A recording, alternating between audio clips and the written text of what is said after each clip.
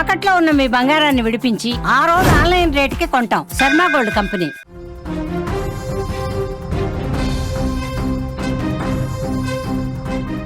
కూకట్పల్లి సహస్ర కేసులో కొత్త విషయాలు బయటకు వస్తున్నాయి. కోర్టు అనుమతితో బాలుడిని విచారించారు. దొంగతనం కోసం వచ్చి హత్య చేసినట్టుగా కాదని చెప్పి పోలీసులు విచారణలో వెల్లడైంది. బ్యాట్ కోసమే సహస్ర ఇంట్లోకి ఆ బాలుడు ప్రవేశించాడు. సహస్ర అరవటంతో భయపడి కత్తితో దాడి చేశాడు. దొంగతనం కోసం వచ్చి చేసిన హత్య కాదని వెల్లడైంది.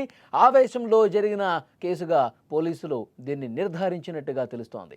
హైదరాబాద్ను ఒక్కసారిగా ఉలిక్కిపడేలా చేసిన కూకట్పల్లి సహస్ర హత్య కేసులో ఇప్పుడు ఒక కొత్త మలుపు కనిపిస్తోంది. మొదట ఇది కేవలం ఒక దొంగతనం కోసమే జరిగినటువంటి హత్య అని భావించిన పోలీసులు లోతైన విచారణ చేశారు. దిమ్మదిరిగే నిజాలు బయటకు వస్తూ ఉన్నాయి. ఈ కేసులో నిందితుడైన మైనర్ బాలుడు తానే ఈ దారుణానికి ఒడిగట్టానని ఒప్పుకున్నాడు. కానీ దాని వెనుక ఉన్న కారణాలు మాత్రం ఇప్పుడు ఆశ్చర్యపరుస్తున్నాయి. విషయం ఏంటంటే, కొన్ని రోజుల క్రితం కూకట్పల్లిలో 12 ఏళ్ల బాలిక సహస్రను దారుణంగా కత్తితో పొడిచి చంపిన ఘటన రాష్ట్ర వ్యాప్తంగా సంచలనమైంది.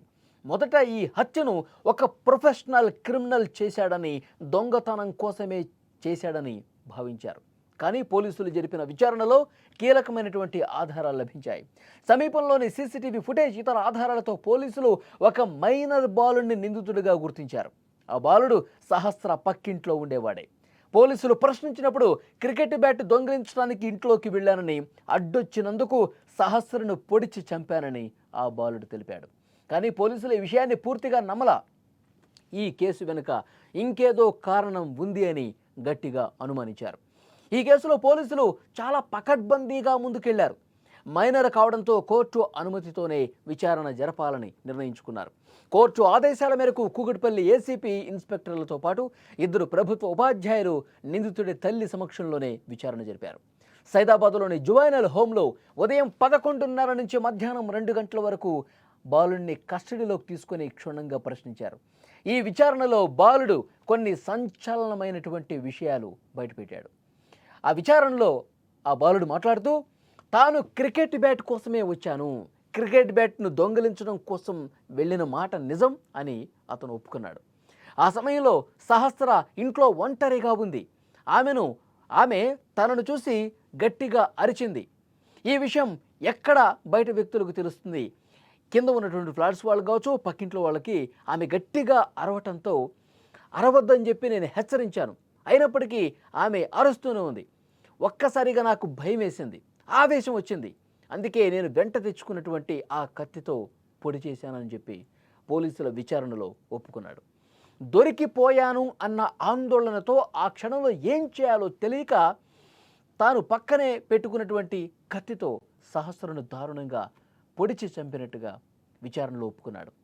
ఇది ముందుగా ప్లాన్ చేసుకున్న హత్య కాదు, నేను చంపాలన్న ఉద్దేశంతో అక్కడికి వెళ్ళలేదు, ఆమెను చంపటం కోసం మాత్రమే నేను ఆ ఇంట్లోకి వెళ్ళలేదు అని చెప్పి పోలీసుల విచారణలో అతను మాట్లాడాడు. ఈ కేసులో బాలుడు వెల్లడించిన ఈ సమాచారాన్ని పోలీసులు మొత్తం కూడా రికార్డు చేశారు. త్వరలో ఈ నివేదికను కోర్టుకు సమర్పించబోతున్నారు. కోర్టు ఈ కేసుపై ఎలాంటి నిర్ణయం తీసుకుంటుందో చూడాలి.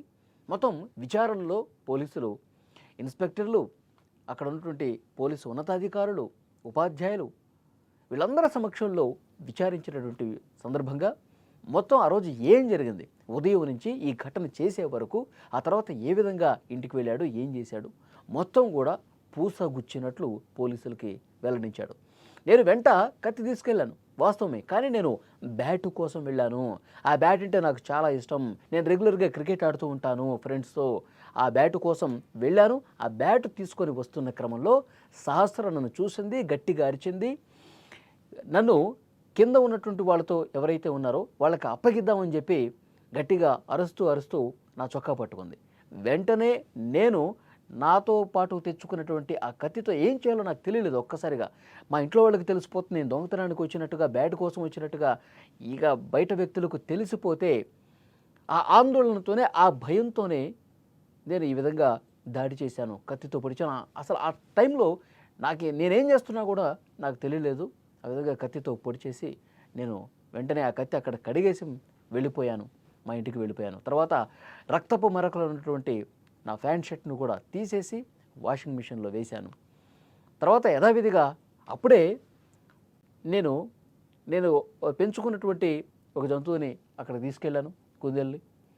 తీసుకెళ్ళిన తర్వాత అక్కడ డాక్టర్సు అది చనిపోయిందని చెప్పారు. నేను ఆ బాధలో ఉన్నా, ఆందోళనలో ఉన్నా, చాలా బాధపడిపోయాను.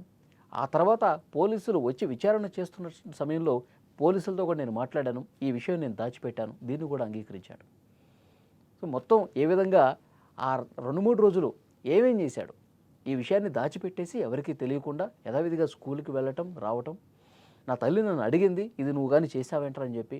కానీ నేను చేయలేదు, నా మీద మీకు నమ్మకం లేదా? ఇవన్నీ కూడా ఈ ఘటన తర్వాత బయట ఏం చేశాడు, ఇంట్లో ఎలాంటి డిస్కషన్స్ జరిగాయి అన్నీ కూడా చెప్పినట్టుగా తెలుస్తుంది. కానీ నేను చంపటం కోసం మాత్రం వెళ్ళలేదు, బ్యాటు కోసం వెళ్ళి సహస్ర అరిచింది కాబట్టి పొడిచి చంపానని కూడా చాలా స్పష్టంగా విచారణలో ఒప్పుకున్న పరిస్థితి ఉంది. సో డెఫినెట్గా ఇవన్నీ కూడా రికార్డ్ చేశారు, కోర్టులో ప్రొడ్యూస్ చేయబోతున్నారు. అతని స్టేట్మెంటు, సంపాదించినటువంటి ఆధారాలు ఇవన్నీ కూడా పోలీసులు కోర్టులో పెట్టబోతున్నారు. మరి జడ్జి గారు ఏం డెసిషన్ తీసుకుంటారనేది కూడా చూడాల్సిన అవసరం ఉంది.